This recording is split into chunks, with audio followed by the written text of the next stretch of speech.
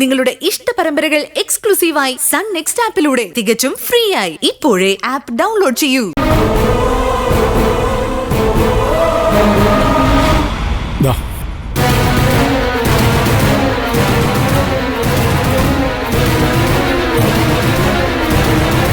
Sir, എനിക്ക് അദ്ദേഹത്തിനോട് സംസാരിക്കും. വേഗമാവട്ടെ.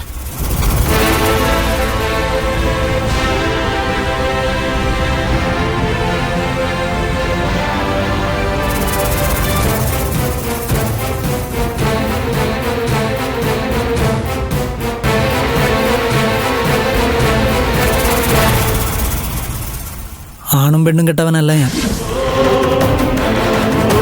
ഒന്നിനും കൊള്ളാത്ത മുന്നയോ അല്ല.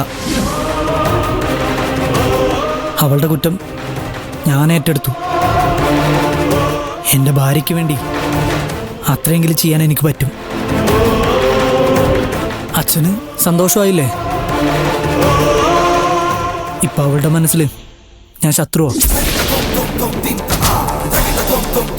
വൃത്തികെട്ടവനാ, കുറ്റക്കാരനാ,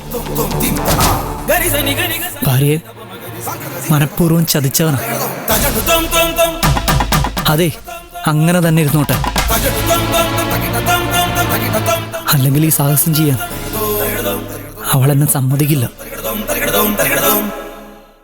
വെറുപ്പിക്കണം. പറഞ്ഞ് എന്നെ അവളുടെ മനസ്സിൽ നിന്നും വെറുപ്പിക്കണം. എന്നെ അകറ്റണം. ആ ഉത്തരവാദിത്വം ഞാൻ അച്ഛനെ ഏൽപ്പിക്കുക. അച്ഛൻ്റെ മകളെ ഞാൻ തിരിച്ചു തരിക. നിങ്ങൾ സ്വപ്നം കണ്ട ഉയരങ്ങളിലേക്ക് അവളെ വളർത്താൻ. അച്ഛൻ വിഷമിക്കണ്ട, എല്ലാം നല്ലതേ വരും. എന്നെ എൻ്റെ വിധിക്ക് വിട്ടേക്ക്. പോട്ടെ.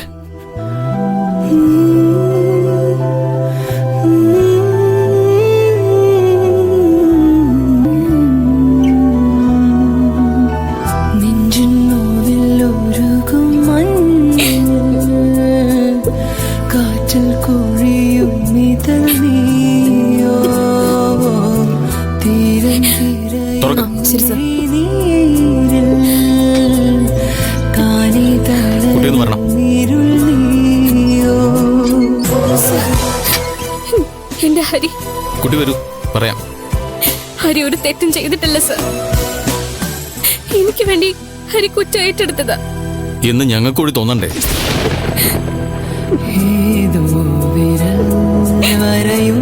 കുട്ടി വരൂ.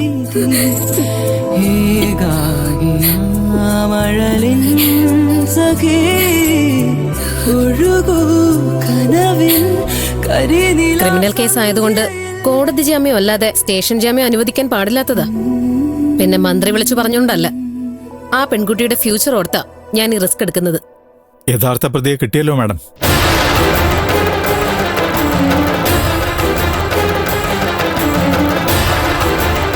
അയാൾ കുറ്റസമ്മതം എഴുതി തന്നു.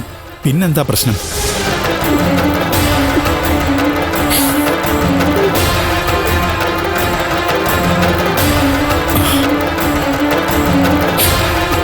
മോളെ,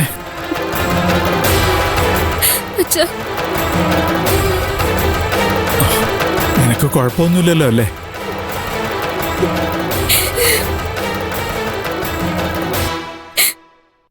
അച്ഛാ, ഹരി നിരപരാധിയാ. എനിക്ക് വേണ്ടിയാ ഹരി കുറ്റേറ്റത്. അച്ഛൻ ഹരി എങ്ങനെയെങ്കിലും രക്ഷപ്പെടുത്തണം. നീ കരയാതെ മോളെ,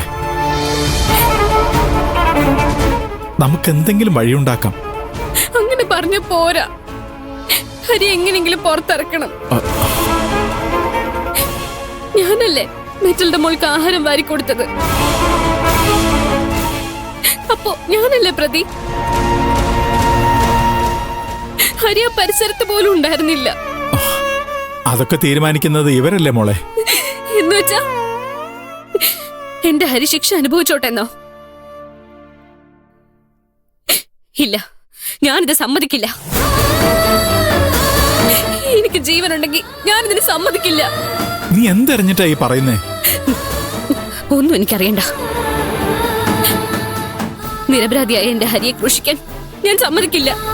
നീ കണ്ടതാവണം സത്യമൊന്നില്ല. ഞാൻ കണ്ടതിനപ്പുറം ഒരു സത്യവും ഇല്ല അച്ഛാ.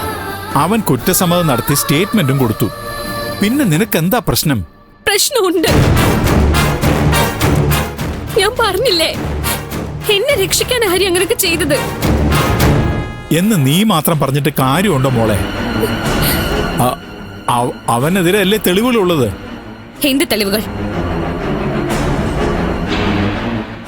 ഇവര് വിചാരിച്ച തെളിവുകൾ ഉണ്ടാക്കാനാണോ ബുദ്ധിമുട്ട്? എന്നെ തല്ലിച്ചതച്ച പോലെ ഹരിയോടും ചെയ്തിട്ടുണ്ടാവും.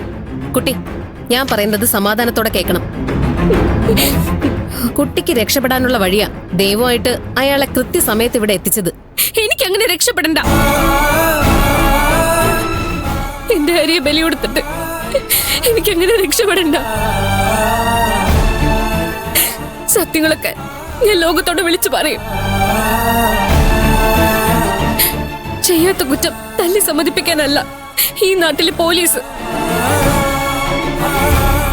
സത്യം അന്വേഷിച്ച് കണ്ടുപിടിച്ച് യഥാർത്ഥ പ്രതിയെ ശിക്ഷിക്കാനാ. മോളെ, ഹരിയെ പ്രതിയാക്കാൻ അച്ഛൻ ഇവർക്ക് എത്ര രൂപ കൈക്കൂലി കൊടുത്തു? മോളെ, നീ വെറുതെ സത്യം അറിയാതെ സംസാരിച്ച് ഇല്ലാത്ത കുഴപ്പം ഉണ്ടാക്കരുത്. എന്ത് കുഴപ്പം? ഇതിന്റെ പേരിൽ എന്തും സഹിക്കാൻ ഞാൻ ഒരുക്കാം. കഥ അറിയാതെയാ ഇപ്പോഴും ജനനി സംസാരിക്കുന്നത്. എന്ത് കഥ? എനിക്കറിയാത്ത എന്ത് കഥ എവിടെ ഉള്ളത്? ഒരുപാട് കഥകൾ. അയാളെ ചോദ്യം ചെയ്യാതെ തന്നെ അയാൾ എന്നോട് പറഞ്ഞ് ഞെട്ടിക്കുന്ന കഥകൾ. ഭക്ഷണത്തിൽ വിഷം കലർത്തിയത് ഹരിയാണെന്നും അതറിയാതെ ഞാൻ മെറ്റലിന്റെ മോൾക്ക് കൊടുത്തൊന്നും ആയിരിക്കും അല്ലേ? അല്ല. കുട്ടിക്കൊരു കാമുകനുണ്ടെന്നും നിങ്ങൾ രണ്ടുപേരും കൂടി ഇത്രയും കാലം അയാളെ വഞ്ചിക്കുകയായിരുന്നെന്നും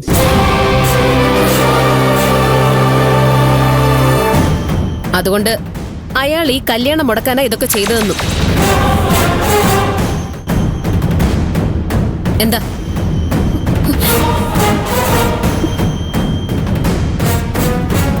ഇല്ല, ഞാനിത് വിശ്വസിക്കില്ല. ഇത് നിങ്ങൾ ഉണ്ടാക്കിയ കള്ളക്കഥയാ. ശരി, സമ്മതിച്ചു, കള്ളക്കഥയാ. പക്ഷേ ഞങ്ങൾ ഉണ്ടാക്കിയ കള്ളക്കഥയിൽ എങ്ങനെ വീഡിയോ മിഥുൻ വന്നു?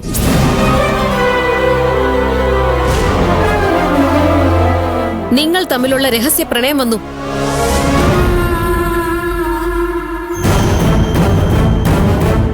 ഹരിദാസിന്റെ പ്രതികാരം വന്നു. ഇല്ല, ഞാനിത് വിശ്വസിക്കില്ല. ഞാനും മിഥുനും തമ്മിൽ അങ്ങനൊരു ബന്ധമില്ല. നിങ്ങൾ തമ്മിൽ ഉണ്ടാവില്ല, പക്ഷേ ഹരിദാസ് അങ്ങനെ വിശ്വസിക്കുന്നു.